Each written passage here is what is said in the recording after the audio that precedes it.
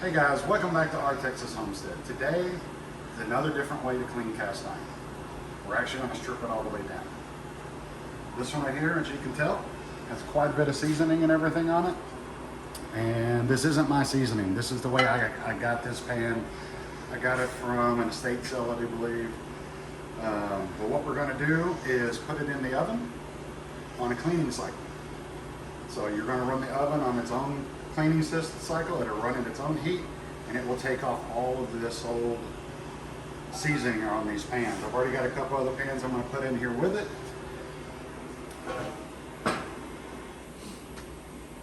The bottom one is the one we got out of the E-tank that still had a lot of the factory seasoning on it from Lodge. So basically what we're going to do, self-clean and start. Got to run its own cycle. When we get done with it, we'll pull them back out. I'll show you what we got and then where we go from after that. So I will see you back here shortly. All right, guys, just got this one out of the oven. This is one of 3 that were in there. I had a griddle, the BSR, and a big giant Lodge that was in there that I got taken out of my E-tank. Let me grab some gloves real quick. And basically this has rust on it. Has maybe a little bit of seasoning left.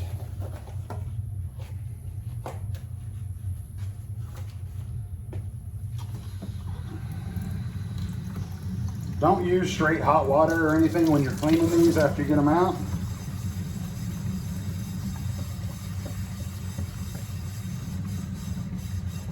So that way it'll kind of help it not flash rust.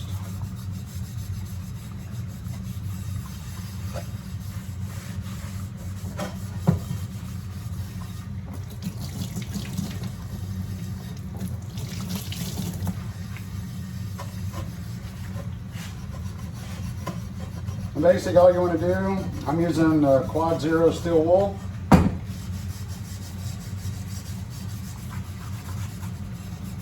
Go over, get anything that's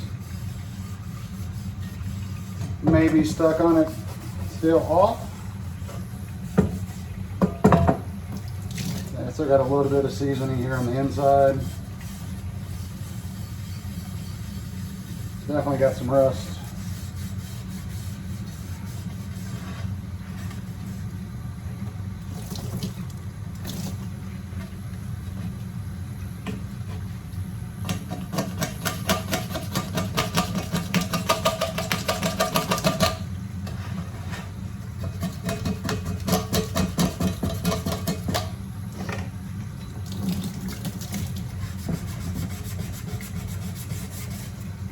Couple spots with some where the seasoning was super thick on this thing.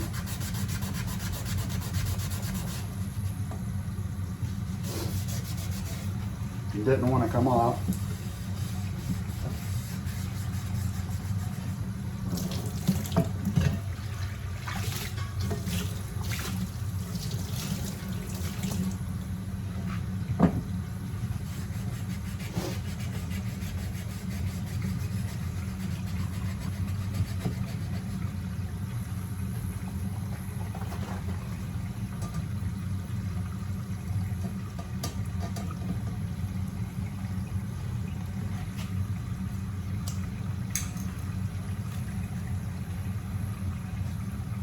Again, these little plastic razor blades are super handy.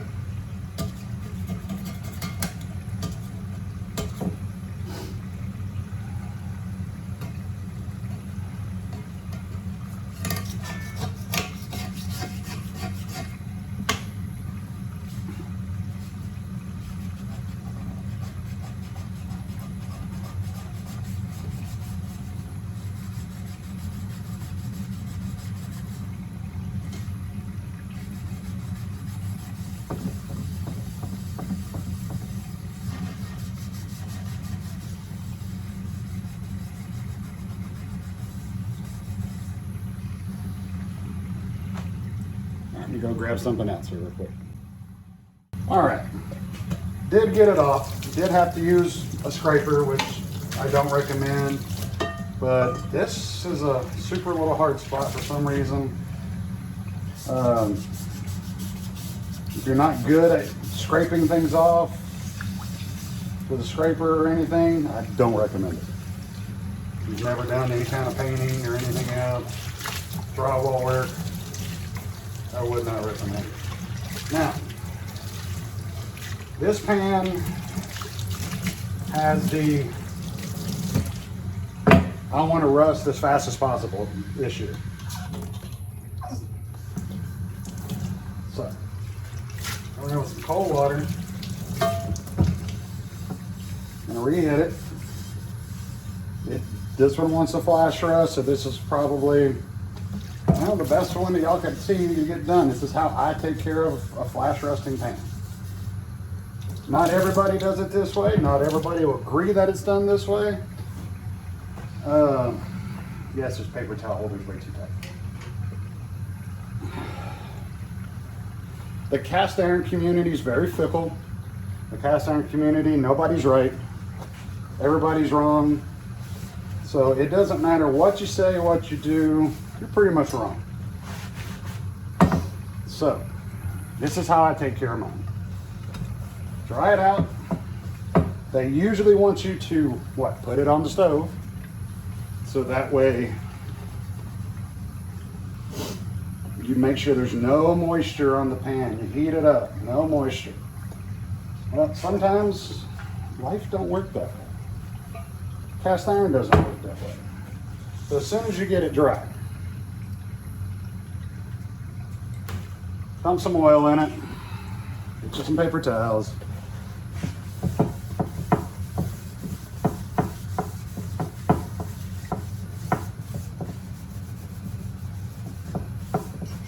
And you can see this pan absolutely soaked that oil right up.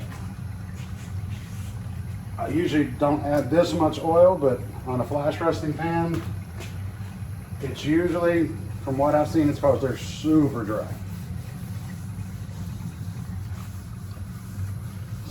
Now, all the little black spots that you see in the pan, all this stuff, after you season it, they'll all go away. It'll all become uniformed. A lot of it's iron oxidation, which is black rust is what they call it. Black rust is not harmful.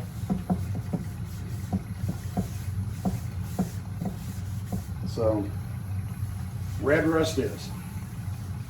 All right, after you've got it oiled, I'll let them set for a few minutes typically. And it's just like any time you're getting ready to season a pan in the oven. Every bit of oil you put on it, you take it off like it shouldn't have ever been there anyways. You take it off like it's a stain or something on the piece.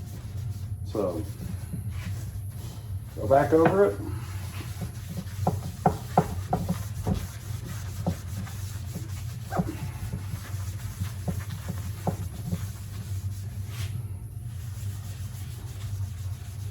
Every time you go in and put it in the oven, I put mine in 400 degrees. I use grapeseed oil. 400 degrees, 45 minutes. Everybody's going to be different. Some people 450 for an hour, some people 350 for 2 hours. Guys, it's what works for you. It's what makes your pans look good.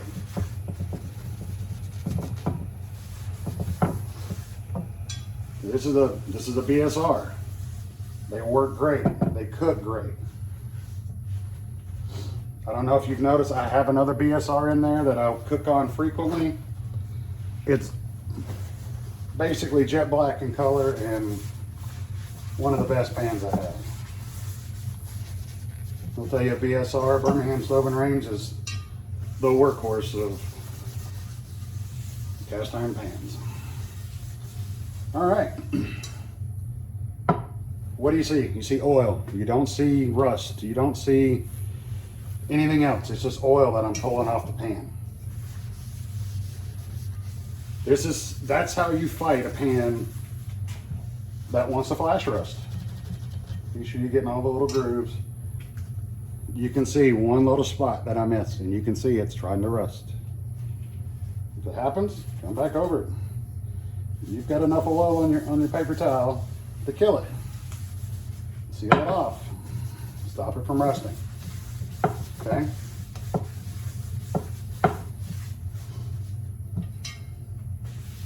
All right. I season mine 6 times, 400 for 45 minutes each time. After you get them out of the oven, bring them to where they're completely cold before you add any more oil. When you add the oil back in, do it the exact same way. Put it on, wipe it off, yeah, put it on all the way around it. Give it a few minutes. It's gonna take whatever oil it can take within a few seconds, truly.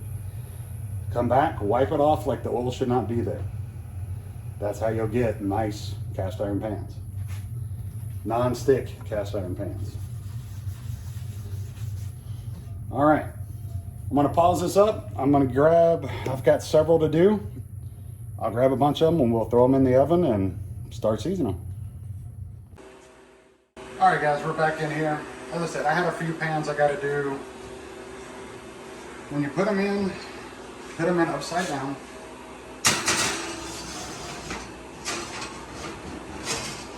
So that way everything dries out properly. You don't get the little splotchy looks. And you have the infamous 8-pie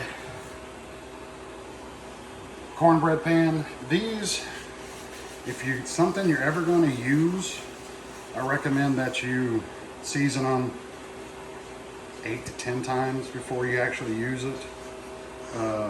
Be sure you use Pam something in these before you start really trying to use one, because they love to stick everything into it. These are great for melting butter, 1 egg, little number 3 ounce sludge. Here's the BSR that's going in. You can see it has not flash rusted at all since we oiled it and got it in. And guys, guys, gals, whatever, if you're doing this and you live somewhere in the sticks where you're on propane or something like that, do as many as you can all at once. It saves you gas.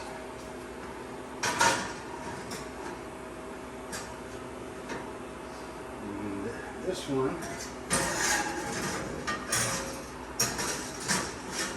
may not make it. I see other people stack them. I do not like stacking my pans. It gives you a chance for a ring or some kind of heat mark on top of another pan that you're going to have to try to correct. As I said, guys, that BSR is a workhorse. This is the one I use frequently. You can see it's a beautiful pan. Nothing sticks to it. It's super smooth. It's a great pan. So, got it in right now. It's about 45 minutes from now, we'll let them cool and then re-season them again and throw them back in. I'll show you that one, then we'll probably do the last one. So, see y'all here soon.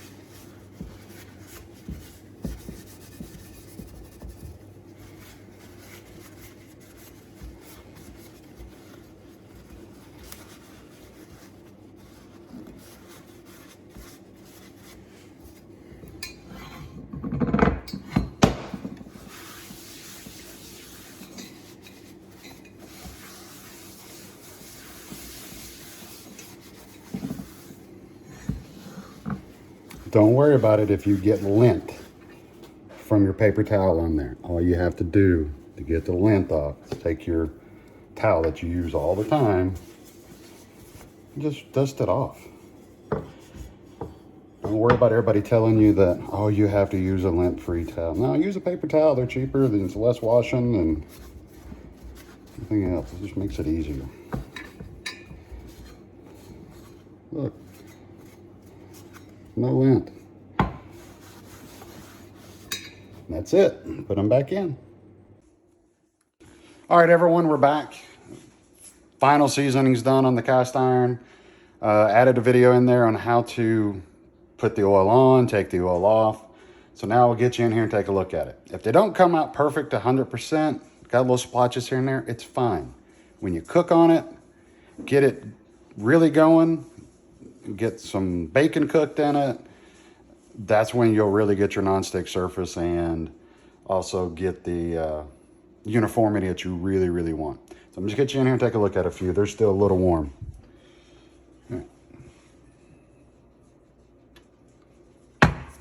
Okay, they're a little more than a little warm. There's your little pie one, your cornbread one. Little 3-notch lodge. Big Wagner. This one right here, it's a troubled skillet anyways. It's really pitted. It had a ton of rust on it when I got it. I'm really surprised it came out as good as it did. This is your Birmingham stove and range. You can still see some burn marks in it from where it was overheated before, but you can tell it still sets flat. This is another Wagner that is really burnt up. The pits in it, kind of a lot harder to see than they were, but it was really, really bad prior. This had more rust on it than that big lodge skillet I had. This is the same way. It's really pitted. The three Wagners I have on this, that I got out of this, they're just going to be throw down skillets to cook on a campfire, do whatever. Nothing major we're ever going to do with those. They're not going to be in-house everyday use skillets. But you know, paid next to nothing for them and got a good deal. So if you have any questions on how to do these, you know, put it down in the box. I'll answer everything I can. There's always some kind of question here and there. It's all trial and error and doing it what way it works best for you. So guys, remember, everything's about family, and we will see you guys next time.